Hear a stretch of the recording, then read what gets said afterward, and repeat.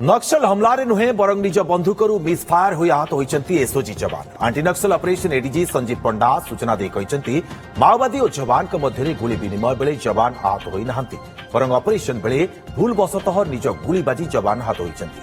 आहत जवान को चिकित्सा पई आसिकारु ब्रह्मपुर हॉस्पिटल को स्थानांतर करा जायछि। आहत जवान को पचराउचरा करिबा परे सठिक तथ्य जणा पड़िथिबा स्पष्ट करिचंती एडीजी संजीव पंडा। आहत जवान को नाम सुकांत माझी बोली जणा पड़िछि।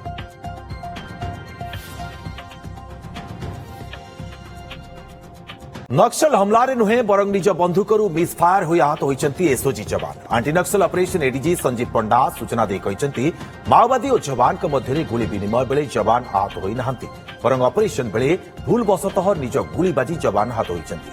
आहत जवान को चिकित्सा पई आसिकारु ब्रह्मपुर हॉस्पिटल को स्थानांतर करा जायछि।